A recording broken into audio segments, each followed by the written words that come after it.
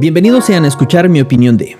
Cuando fui niño, mi mamá tenía una frase para cuando yo, o mi hermano, o algún otro individuo actuaba de una manera impulsiva, sin pensar en las consecuencias.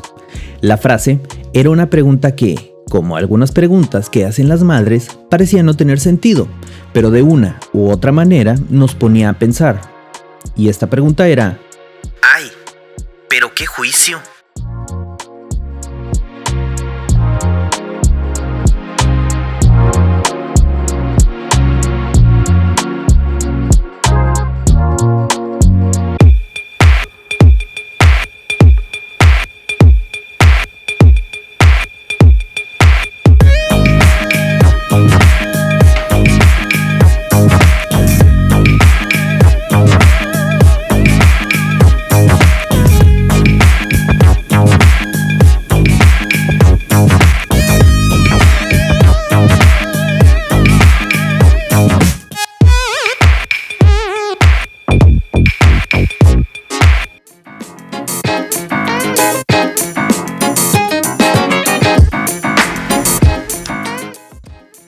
Hablemos del juicio.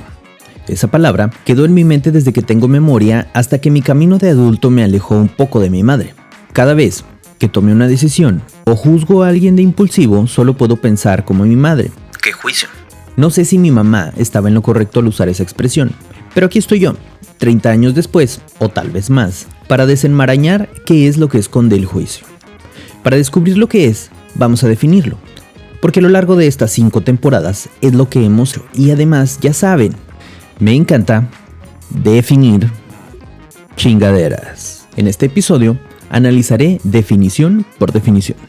La primera definición que encontramos en el diccionario de la Real Academia dice: facultad por la que el ser humano puede distinguir el bien del mal y lo verdadero de lo falso. Claro.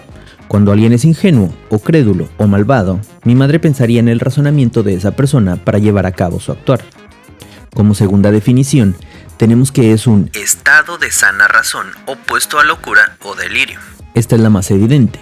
Mi mamá, en vez de decir ¿estás loco o qué?, se preguntaba ¿qué juicio? Tal vez pensando en el nivel de juicio, y con justa razón.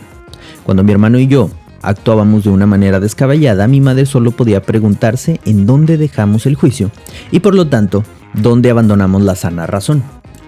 También está definida como acción o efecto de juzgar. Y ya sabemos que juzgar no es más que llevar a cabo un juicio, y un juicio es hacernos una idea, básicamente. Y hasta aquí nos quedamos porque hay algunas otras que tienen que ver con temas legales o de evaluación que a priori me parece que tendría que ver con la acción de juzgar desde el punto de vista legal. Juzgando y haciendo mi propio juicio, hablemos del juicio de los infantes. Porque algunas veces, no pocas, me encontré en situaciones sociales donde los juicios chocan, y me refiero a lo que los papás, en su juicio, es una práctica tierna, bonita o simpática. Los que me conocen de cerca saben que no tengo hijos, no los quiero, no los deseo. Mi juicio me dice que es mejor así. No odio a los niños, al contrario, creo que son geniales. Por menos juiciosos que sean, no tengo nada en contra de ellos. Son unas esponjitas que absorben todo lo que sus sentidos les permiten percibir. Y como algunas esponjas de cocina, también huelen feo.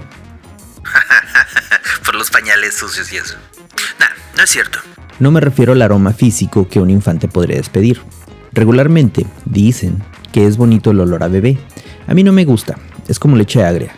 Exceptuando la ropita recién lavada y todos los aromas de los detergentes que dicen tener aroma a bebé. Quiero decir que los niños aprenden de su entorno, particularmente del núcleo familiar. Creo que por eso le dicen núcleo.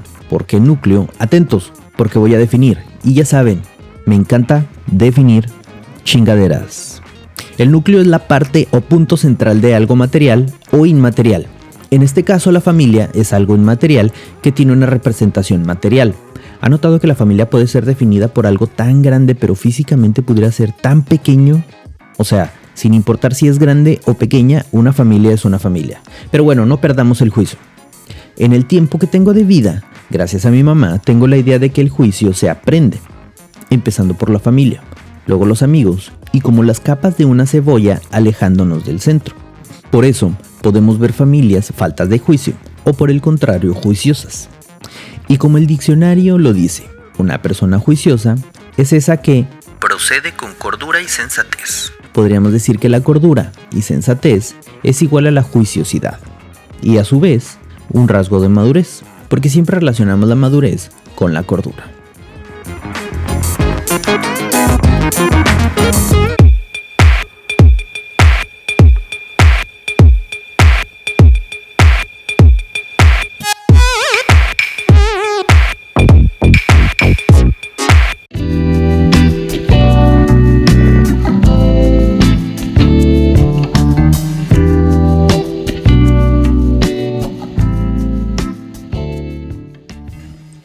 El cine es un reflejo de las vivencias de un escritor, la manera de ver el mundo de un director, y todo esto se plasma en las reacciones de un actor.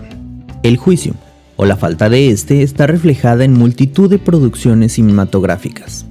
En busca del destino, El indomable Will Hunting en España, Mente indomable en mi natal y querido México, es el título adaptado de Good Will Hunting.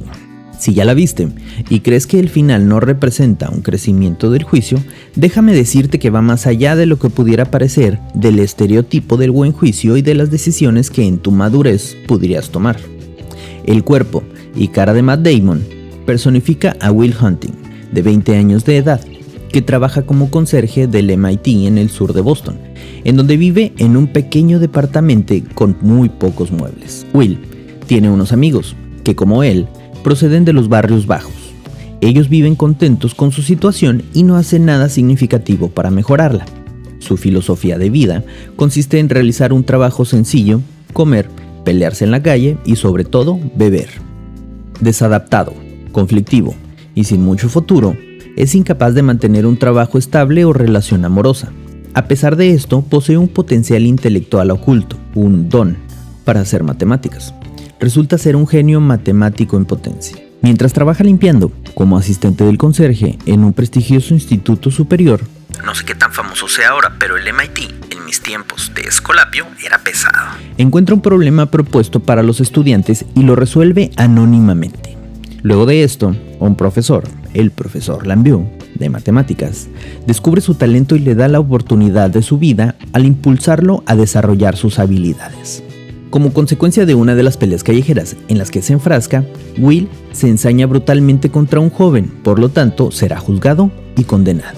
El profesor Lambiu logra rescatarlo de la cárcel a través de un acuerdo de libertad condicional, adquiriendo su custodia, pagando la fianza y acordando con el juez que trabajará junto con él una vez por semana ayudándole a resolver distintos problemas matemáticos. Además de esto, tiene que iniciar terapia con un especialista.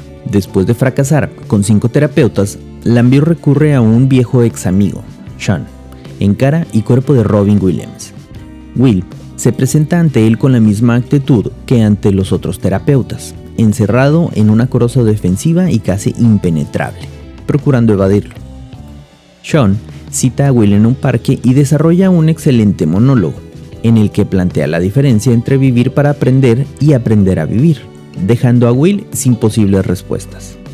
Le hace notar que, aunque él, Will, conoce muchas cosas, producto de sus lecturas y su aprendizaje libresco, o sea, en libros, él, Sean, conoce lugares, mujeres y todo aquello que tiene que ver con la vida real, el amor, el dolor, las pérdidas y esas cosas que precisamente Will está intentando evadir. En el siguiente encuentro en el consultorio, Will permanece callado y Sean se mantiene en silencio durante toda la sesión. Este silencio representa una especie de batalla en la cual el último que hable se encontraría en la condición de vencedor. Sean comprende esto y espera. Solo así sería posible diferenciarse del muchacho, obligarlo a romper sus defensas. Will deja en claro que es consciente de su don, pero como es algo que no le implica ninguna dificultad, lo mira con cierto desdén e incluso lo utiliza para humillar a Lambiu, porque éste lo presiona para acceder a puestos de mercado laboral que Will rechaza porque teme que su don se utilice para dañar a las personas en vez de servirles para vivir mejor. Durante este proceso, Will conoce a una chica que estudia medicina en Harvard, Skylar, con la que establece una relación afectiva. Esta situación le lleva a estar junto a ella. El tener que cambiar su mundo seguro por un mundo cargado de sentimientos que le provocan una sensación de inseguridad y miedo al que debería hacer frente si pretende seguir con ella. Skylar Le propone dejar Boston y marcharse con ella a California. Y ante este reto, que significa abandonar ese mundo seguro, Will reacciona con violencia verbal, pero logra controlar su violencia física. Skylar deja a Will y se marcha. Chucky, el mejor amigo de Will, le recrimina el no haber tenido el valor para seguirla. Bicho vato culo. Y para dejar esa vida mediocre, supuestamente segura, dejando de aprovechar su don. Will se presenta ante Sean, y en una sesión cargada de confianza y en un aire lleno de seguridad para Sean, este acosa a Will para que este mismo retome su pasado, lo enfrente y lo acepte, dándose cuenta que él es víctima y no victimario, que él fue agredido sin razón aparente y que no es culpable de lo que le pasa, haciendo evidente que sus sentimientos se encontraban totalmente incontrolados. Will ya no tiene fuerzas ni recursos para enfrentarse a Sean y termina aceptando su situación, y con ello se libera de los fantasmas del pasado, por lo que decide irse en busca de Skylar. No me pregunten qué tiene que ver la película con el juicio. Está bien, daré mi punto de vista sin que me lo pregunten. Porque es mi podcast, y en mi podcast hago lo que quiero. Si no le gusta, vaya a otro podcast. Bueno, no es por eso, es porque de eso se trata el podcast, de mi opinión. Si vemos la actitud de Will, al principio podemos compararla con la actitud que todos tenemos al llegar a cierta madurez. Dentro de la zona de confort, sin movernos, creemos que tenemos el mejor juicio, que estamos tomando las mejores decisiones con la evasión. De manera errónea, se ha visto la evasión de riesgos como una actitud inteligente y madura. Pero seamos honestos, ¿quién no tiene una buena historia por haber tomado un riesgo? ¿Quién no aprendió algo al haber tomado un riesgo? La película también nos muestra un ejemplo de cómo las decisiones que tomas pueden llegar a afectar toda una vida.